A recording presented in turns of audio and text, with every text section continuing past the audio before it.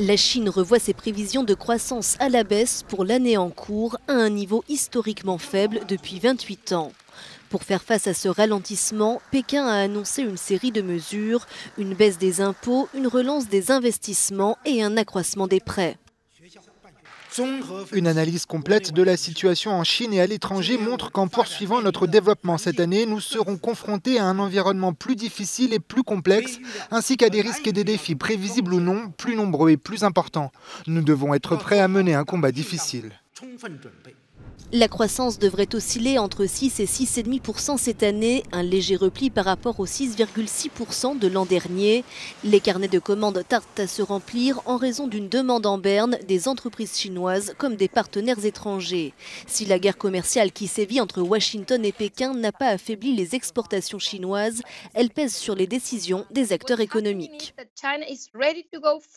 Ce qui se passe, c'est que la Chine est prête à s'endetter davantage. Elle est prête à aller plus loin en matière d'effet de levier. Elle est prête à faire tout ce qu'il faut pour se développer et c'est ce qui risque de poser problème pour le reste du monde. Cela ne viendra pas en 2019, mais plus tard, lorsque la Chine sera encore plus endettée et qu'elle aura fait bien plus qu'elle n'aurait dû pour maintenir sa croissance.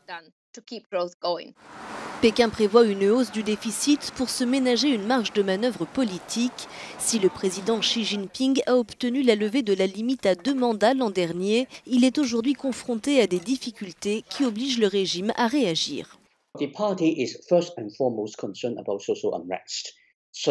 Le parti est avant tout préoccupé par les troubles sociaux.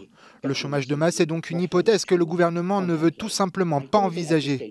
Je ne pense pas qu'à ce stade nous soyons confrontés à cela, mais nous constatons un repli de la consommation. La TVA va être allégée de 3 points sur les produits industriels, mais aussi dans d'autres secteurs. Des annonces accueillies favorablement ce mardi à la bourse de Shanghai avec un rebond de 0,8%.